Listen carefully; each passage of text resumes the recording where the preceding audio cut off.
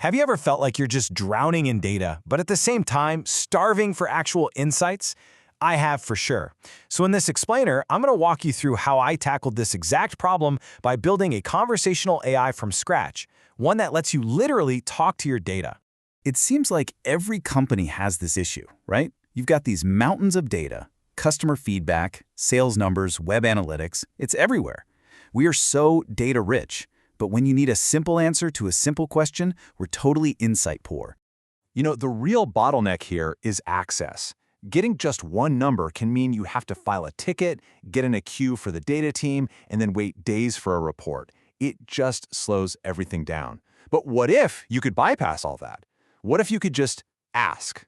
A question like this seems so simple, doesn't it? But to get the answer, you usually need to know how to write code, get access to the database, and then figure out how to run the query. It's surprisingly complicated. So I decided to build an AI agent to solve this. And here's the secret. This isn't some crazy high-level engineering magic. I generated almost all of the code with AI, and I'm going to show you exactly how I did it step by step. Okay, let's dive in. All right, first things first, let's start at the finish line. I want you to see what we're actually building here and what it really feels like to have a direct conversation with your data. So what is this agent actually doing? Well, think of it as a complete data analyst in a box. You give it a question in plain English, and it turns that into the precise SQL code needed to query a database. Then it runs that code for you automatically. And, this is the best part, it doesn't just spit back raw numbers. It actually translates the results into a clear explanation and can even whip up a chart for you. It handles the whole shebang.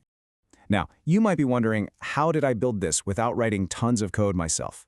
Well, I used a process I like to call vibe coding, and I basically assembled a small virtual dev team made entirely of AI.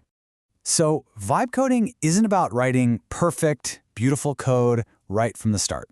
To be honest, it's kind of chaotic. You're going to hit errors, you're going to get a little frustrated, but you iterate really fast with your AI assistants. The focus is on just moving forward and learning as you build. Yeah, it's messy, but trust me, it works. So who was on my little AI team? Well, I treated Gemini as my junior developer. It is fantastic at taking instructions literally and writing really clean, well-commented code that I can actually understand. And then I used Claude as my senior code reviewer. I just paste in whatever Gemini wrote and ask, what do you think?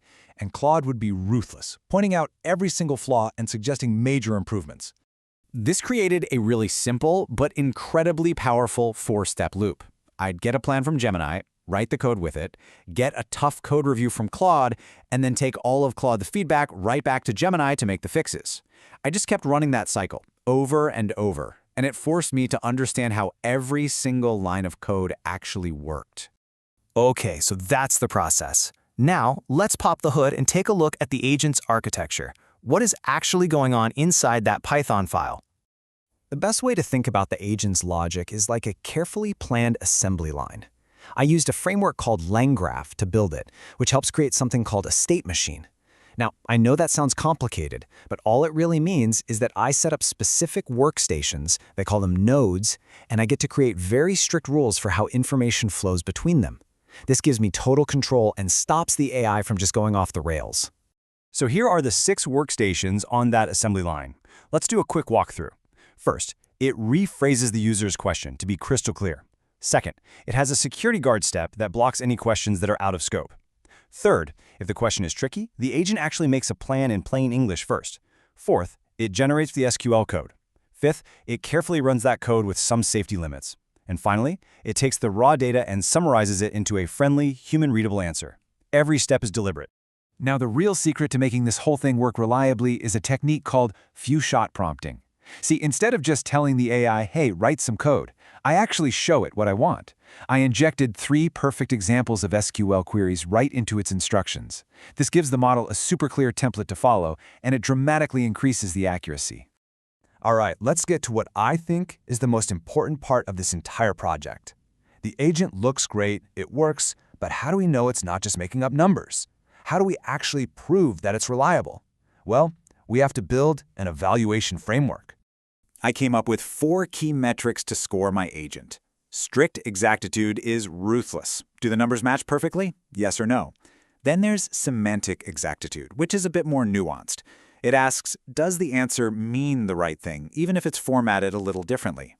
Then we have valid SQL rate, pretty simple, did the code run or did it crash? And finally, latency, which is just how fast you get an answer. Super important for the user experience. So here's a question for you. My gut instinct was to just turn on every advanced feature I could. You know, a planner to help it think, a self-correction loop to fix its own mistakes. I mean, surely that makes the agent smarter, right? Well, this is where things got really interesting, because the data proved my intuition was completely wrong. Check this out. The full stack agent, the one with all the bells and whistles, only scored 80% on accuracy. But the simplest version, the one just using those few shot examples I mentioned, that was the top performer, hitting almost 84%. It turns out, sometimes less really is more. The data showed that the SQL Planner, the feature I thought would help it think better, was actually hurting its performance. It was causing the agent to overthink simple problems, which led to overly complex and ultimately incorrect queries. Too much thinking was making the agent dumber. So what's the big takeaway here? It's that building powerful AI tools just like this is way more accessible than you might think. Let's talk about how you can start your own project. Seriously, you do not need a PhD or a huge engineering team to get started. I built this whole thing in just a few sittings, mostly by having conversations with AI. The barrier to entry for becoming a builder in this new world has just fundamentally changed. The real ingredients you need are 1. A clear problem you actually want to solve, and 2. A dataset you genuinely care about. From there, it's all about persistence, just iterating with your AI teammates and, most importantly, building a really solid evaluation system so you can prove that what you built actually works reliably. Look, I've basically given you the complete blueprint, the development process, the architecture, and that all-important evaluation framework. The tools are here, and they are incredibly powerful. So the only question left is, what will you build with them?